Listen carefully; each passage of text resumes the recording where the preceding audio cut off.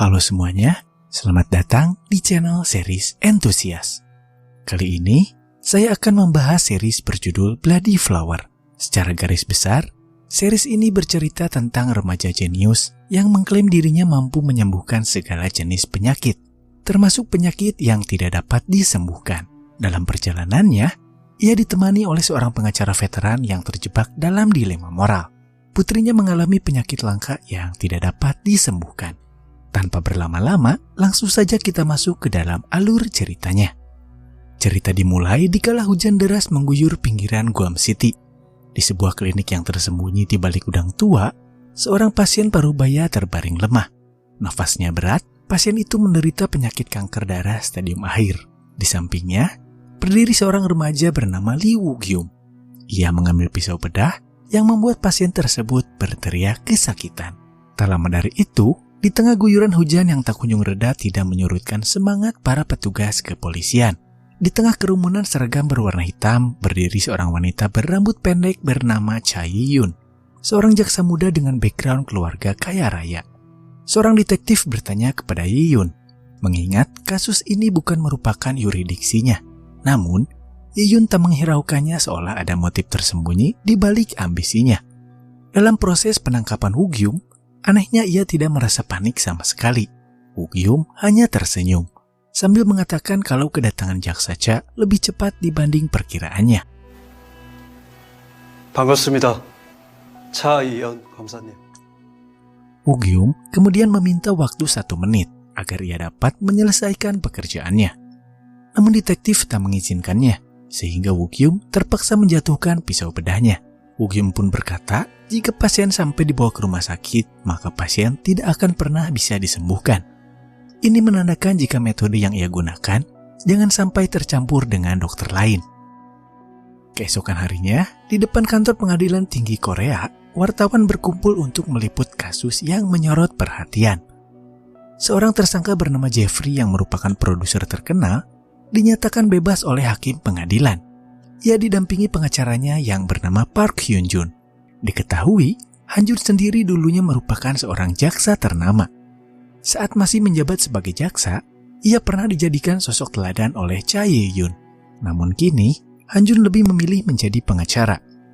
Meskipun sering dicap sebagai pengacara kontroversi, itu semua ia lakukan demi putri sematawayangnya yang bernama Min-soo. Saat ini, Min-soo divonis menderita penyakit degeneratif otak yang tak dapat disembuhkan. Sadar dengan biaya perawatan yang mahal, Han-jun mengorbankan egonya demi menyelamatkan Min-soo. Dokter yang menangani Min-soo sendiri ternyata adalah istrinya Han-jun atau ibu kandungnya Min-soo. Sebelumnya, Han-jun sempat berinvestasi pada suatu lembaga yang mengklaim dapat menyembuhkan penyakit langka. Karena putus asa, tanpa pikir panjang Han-jun pun setuju.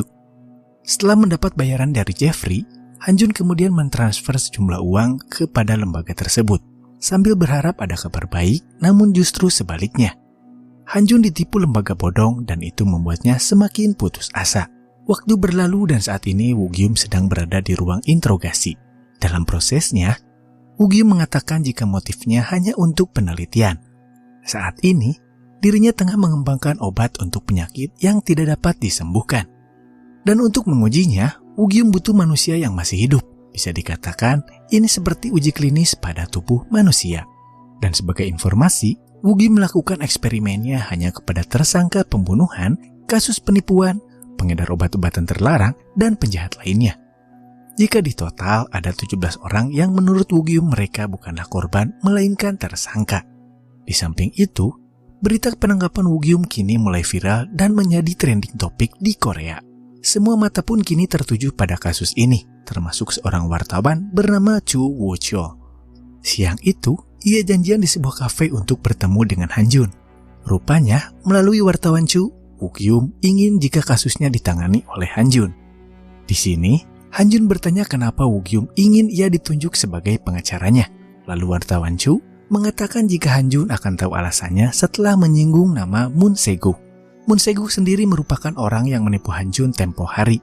Dalam kilas balik, setelah menipu Han-jun, Moon Se-gu kemudian menjadi korban setelah dihabisi oleh Woo-gyum. Dalam scene ini membuktikan jika Woo-gyum hanya mengincar orang-orang bermasalah. Setelah mendengar semuanya, Han Jun lalu meminta wartawan Chu agar mengatur pertemuannya dengan Woo-gyum. 부자구나. 접견 자리 좀 만들어봐. Singkat cerita, Han Jun saat ini bertemu dengan Woo-gyum. Han Jun mengatakan bagaimana Woo-gyum bisa mengenal sosok Moon Se-gu. Han Jun meyakini jika saat ini obat penyembuh itu ada di tangan Moon Se-gu. Dengan wajah yang tenang, Woo-gyum lalu meyakinkan Han Jun jika Moon Se-gu telah menipunya. Woo-gyum berjanji akan memberi imbalan sebesar $2 juta jika Han Jun bisa membebaskannya dari penjara. Selain itu, Woo-gyum mengatakan jika ia satu-satunya orang yang dapat menyelamatkan Min-soo. Awalnya Han Jun tak percaya dengan perkataan Woo-gyum dan sempat menolak untuk menjadi pengacara Woo-gyum.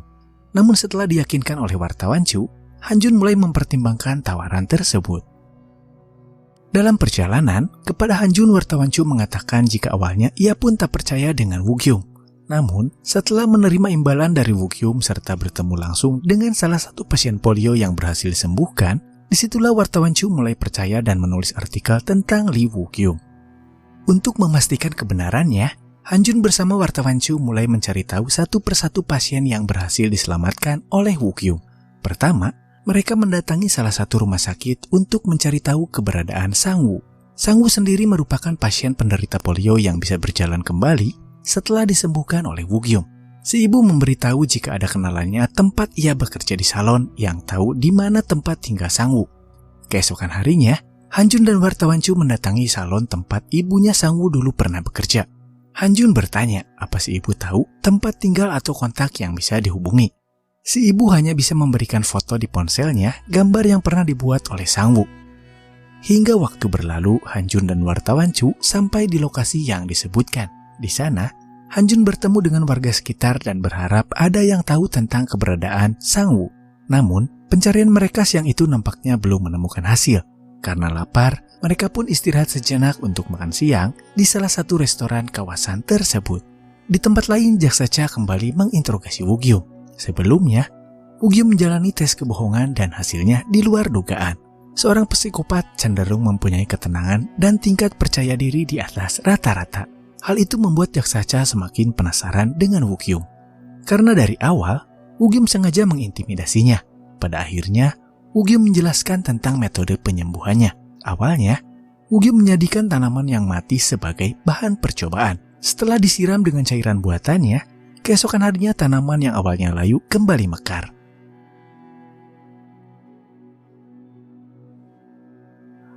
Selain tanaman, Woo-gyum menjadikan kucing yang pincang sebagai bahan percobaan. Setelah melakukan serangkaian uji coba dan berhasil, ia kemudian berpikir jika hal itu dilakukan kepada manusia, bukan tidak mungkin di masa yang akan datang tidak ada lagi penyakit yang tidak dapat disembuhkan. Woo-gyum menambahkan jika yang dilakukannya bukanlah pembunuhan, melainkan pengorbanan. Singkatnya, ia menghilangkan tindak kejahatan dan menggantinya dengan keselamatan atau semacam pertukaran jiwa. Bukan hanya itu, Woo-gyum menantang jaksa Cha agar memberinya kesempatan untuk membuktikan pengobatannya secara langsung tanpa pisau bedah di ruang sidang. Kembali ke Han Jun yang saat ini berhasil menemukan tempat tinggal ibu Sang-woo. Ia turun dari mobil sambil berjalan perlahan ke arah ibu Sang-woo. Tak lama dari itu, seorang remaja berteriak memanggil ibunya.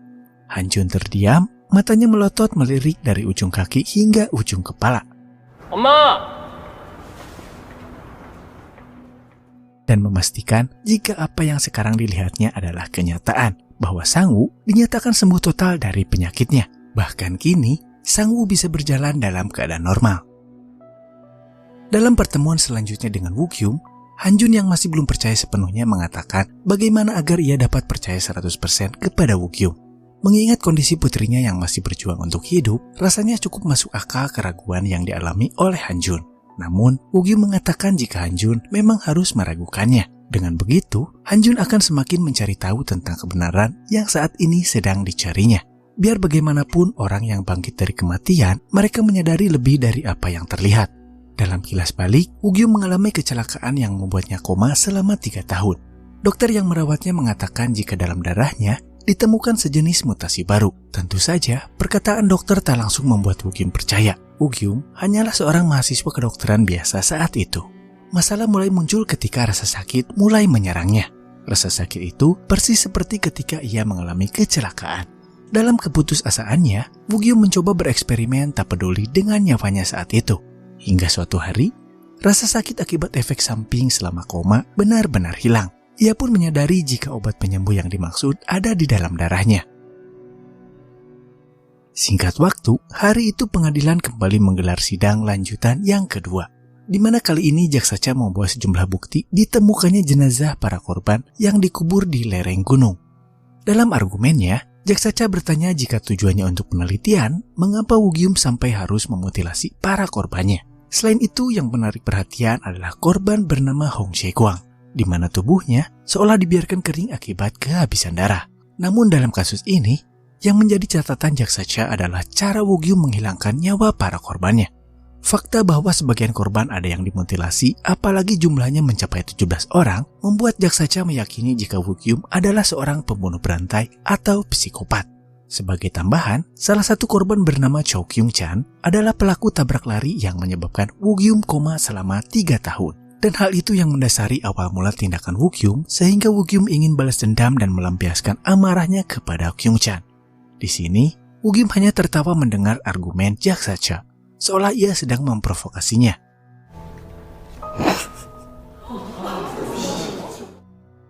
Han-jun kemudian membantah argumen jaksa Cha dengan mengatakan kepada hakim jika di persidangan selanjutnya ia akan menghadirkan 6 orang saksi yang mana mereka merupakan pasien yang berhasil disembuhkan oleh Lee Woo-gyum. Dengan begitu, Han-jun bisa mengulur waktu dan membuat hakim mempertimbangkannya. Waktu berlalu, Han-jun janjian untuk bertemu dengan Ibu Sang-woo. Han-jun berharap Ibu Sang-woo bersedia menjadi saksi di persidangan selanjutnya. Namun, Ibu Sang-woo mengatakan jika ia enggan jika dunia tahu bahwa anaknya sakit. Ditambah, fakta bahwa yang menyelamatkannya adalah seorang pembunuh. Ia tidak ingin jika nantinya Sang-woo menjadi bahan bulian orang-orang. Hari itu, Han-jun gagal untuk memujuk Ibu Sang-woo. Kemudian Han-jun kembali mendatangi penjara untuk bertemu dengan Woo-gyum. Menyadari jika semua pasien enggan bersaksi, Han-jun mulai mencari alternatif lain. Woo-gyum mengatakan jika dirinya punya catatan penting tentang metode uji klinisnya. Buku tersebut ia sembunyikan di meja kerjanya. Woo-gyum yakin jika buku tersebut belum diamankan oleh pihak kepolisian. Hingga malam berlalu, Han-jun tiba di kediaman Woo-gyum. Karena gelap, ia pun menyalakan lampu di ruangan tersebut. Han-jun lalu melihat-lihat area sekitar sebelum mencari keberadaan buku tersebut. Setelah digeledah, ia pun menemukan sebuah catatan tentang penyakit Batten disease. Sedikit penjelasan tentang penyakit langka yang satu ini, di mana ini merupakan kelainan genetik langka yang fatal, menyebabkan penumpukan zat limbah di sel-sel saraf, sehingga menimbulkan gejala seperti kehilangan penglihatan, kejang, penurunan kognitif, serta gangguan motorik. Dan biasanya mulai pada masa anak-anak, persis seperti yang saat ini diderita oleh Min-suk. Kembali ke cerita, siang itu di kediaman wartawan Chu didatangi oleh kejaksaan. Mereka menganggap salah satu artikel yang ditulis oleh wartawan Chu dinilai merugikan pihak kejaksaan. Rupanya, hal itu dilakukan oleh jaksa Cha untuk menjegal pihak Han-jun. Di sini, Han-jun berupaya untuk mengelabui asisten jaksa Cha dengan menyembunyikan meja kantor milik wartawan Chu. Sebab, jika artikel yang sedang dikerjakan oleh wartawan Chu diamankan, Han-jun akan kesulitan untuk mempengaruhi keputusan hakim nantinya. Bagaimanapun, kekuatan media serta opini publik sedikit banyak menjadi bahan pertimbangan di persidangan. Hingga malam berlalu, Han-jun dan wartawan Chu memutuskan untuk minum soju setelah melewati hari yang cukup melelahkan. Tak lama dari itu, seorang perempuan bernama Min-kyung menghampiri keduanya. Rupanya, Min-kyung sudah lama mengenal Han-jun sewaktu mereka masih bekerja di salah satu firma hukum. Kedatangan Min-kyung untuk meminta agar Han-jun kembali mempekerjakannya. Dengan background Min-kyung yang pandai membujuk orang, membuat wartawan Chu kepikiran bagaimana jika kali ini Min-kyung yang membujuk para saksi agar mau hadir di persidangan. Kehadiran Min-kyung bagaikan air segar di tengah rasa keputusasaan yang dialami oleh Han-jun. Dan hal itu terlihat dari cara Min-kyung yang berhasil membujuk Ibu Sang-woo agar mau menjadi saksi di persidangan. Selain Ibu Sang-woo, Min-kyung berhasil membujuk Song Tae-jin, salah satu penyintas dengan penyakit kanker darah stadium akhir. Namun, sebelumnya Woo-gyum sempat menulis surat ancaman untuk para pasien. Dalam surat tersebut, Woo-gyum mengancam akan menyebarkan informasi jika mereka menolak hadir di persidangan. Beberapa hari berlalu, sidang pun kembali digelar. Kali ini, Ibu Sang-woo hadir dan bersedia menjadi saksi. Dalam persidangan, Han-jun bertanya tentang proses Sang-woo yang akhirnya sembuh dari polio yang dialaminya. ibunya menjelaskan jika saat itu pertama kalinya dalam 17 tahun Sang Woo bisa berdiri sendiri. Han Jun kembali bertanya, apa setelah itu Sang Woo keadaannya kian memburuk. 그럼 그 주사를 맞은 뒤에 상우군의 증상은 어땠습니까? Mendengar itu Jaksa Cha tentu saja tidak tinggal diam. Ia pun menghadirkan salah seorang ahli dari Badan Forensik Nasional bernama So Yung Suk. Menurut Yung Suk, tak ada kasus sembuh total dari penyakit polio. Ia pun menjelaskan banyak yang salah mendiagnosis antara polio dan segawa. Karena keduanya menunjukkan gejala serupa, banyak dokter yang kebingungan. Dalam kasus Sang Woo, Yung Suk berkeyakinan jika itu adalah penyakit segawa. Selain Yung Suk, Jaksa Cha menghadirkan Tae Jin agar mau bersaksi setelah sebelumnya menolak karena faktor psikologis. Dalam kesempatan kali ini, sayangnya Tae Jin mengatakan jika kondisinya kian memburuk. Ia pun menuduh jika Woo Kyum bukanlah dokter melainkan seorang penipu. Setelah sidang ditunda, Han Jun menghampiri Tae Jin sambil bertanya, kenapa Tae Jin melakukan itu? Tae Jin menjawab, jika pasca operasi ia kurang begitu yakin dengan kondisinya. Sehingga Tae Jin melakukan pemeriksaan ulang di rumah sakit. Percakapan mereka tak sengaja didengar oleh Jaksa Cha. Ingat, saat Woo Kyum pertama ditangkap, Woo Kyum sempat mengatakan kepada Jaksa Cha jangan sampai pasiennya dibawa ke rumah sakit. Sebab, jika sampai metodenya diganggu dokter lain, maka pasien tidak akan pernah bisa disembuhkan.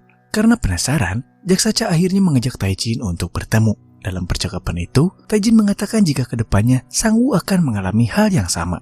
Jaksa Cha lalu mengatakan jika pasca operasi Sang Woo tidak pernah mengunjungi rumah sakit manapun, sehingga bisa dipastikan jika penyebab keadaan Tae Jin memburuk bukan karena Woo Kyum melainkan campur tangan dokter lain. Dengan begitu, episode 1 dan 2 pun selesai. Terima kasih buat kalian yang sudah mampir di channel ini. Untuk konten selanjutnya, kita bahas episode 3 dan 4 dalam satu video. Saya Ardian Wiradinata, sampai ketemu di episode selanjutnya.